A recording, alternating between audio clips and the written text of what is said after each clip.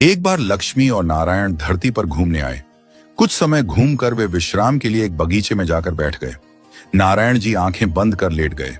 लक्ष्मी जी पास ही बैठकर नजारे देखने लगी। थोड़ी देर बाद उन्होंने देखा कि एक आदमी शराब के नशे में धुत होकर गाना गाते हुए चला जा रहा है। अचानक उसे ठोकर लगी तो वह पत्थर को लात मारने लगा और अपशब्द कहने लगा। लक्ष्मी जी को यह देखकर बहुत बुरा लगा। तभी उन्होंने देखा कि उस आदमी की ठोकर से वह पत्थर हट गया और उसके नीचे से एक पोटली निकल आई। उसने पोटली उठाकर देखी तो उसमें हीरे जवाहरात भरे हुए थे। वह खुशी से नाचने लगा और पोटली लेकर चला गया। यह देखकर लक्ष्मी जी हैरान रह गईं। उन्होंने देखा कि वह आदमी झूठा, चोर और शराबी है और सारे गलत काम करता है। उन्हें आश्चर्य हुआ कि ईश्वर ने ऐसे अधर्मी व्यक्ति पर कृपा क्यों की। उन्होंने नारायण जी की ओर देखा, लेकिन वे अब भी आंखें बंद किए हुए ध्यान में लीन थे। तभी लक्ष्मी जी की दृष्टि एक और व्यक्ति पर पड़ी। वह बहुत गरीब था, लेकिन उसके चेहरे पर तेज और खुशी थी। उसके कपड़े साफ मगर पुराने थे। उसी समय उस व्यक्ति के पांव में एक बड़ा शूल कांटा चुभ गया। खून बहने लगा। उसने हिम्मत करके कांटे को निकाला, पांव में गमछा बांधा और प्रभु को हाथ जोड़कर धन्यवाद दिया। लंगड़ाता हुआ वह चल पड़ा। यह देखकर लक्ष्मी जी को बहुत दुख हुआ।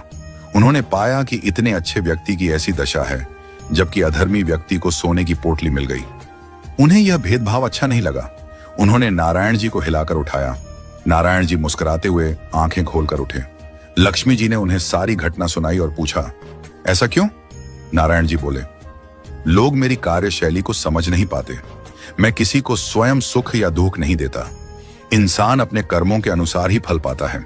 तुम यूं समझो कि मैं एक अकाउंटेंट हूं।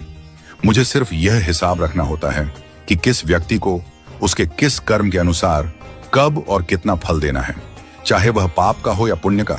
जिस अधर्मी को सोने की पोटली मिली, उसे दरअसल पूर्व जन्म के शुभ कर्मों के फल स्वरूप एक पूरे राज्य का भाग्य प्राप्त होना था। लेकिन इस जन्म में उसने इतने पाप कर्म किए कि राज्य का मिलने वाला फल घटकर केवल एक छोटी सी पोटली ही रह गया। और जो भला व्यक्ति था, उसने पूर्व जन्म में इतने पाप किए थे कि उसे इस जन्म में शूली फांसी पर चढ़ाया जाना था। मगर इस जन्म के पुण्य कर्मों के कारण शूली एक शूल कांटा में बदल गई। अर्थात ज्ञानी व्यक्ति को कांटा तो चुभता है, उसे कष्ट भी होता है, लेकिन वह दुखी नहीं होता। वह दूसरों की तरह भगवान को दोष नहीं देता, बल्कि हर तकलीफ को प्रभु की इच्छा मानकर सहता है। वह सोचता है कि इसमें भी कोई भलाई होगी और वह प्रभु को धन्यवाद देता है। इसलिए आगे से अगर तुम्हें कभी कोई तकलीफ हो तो विचार करना, क्या हम सिर्फ कष्ट में हैं या वास्तव में दुख में हैं। यदि हम सच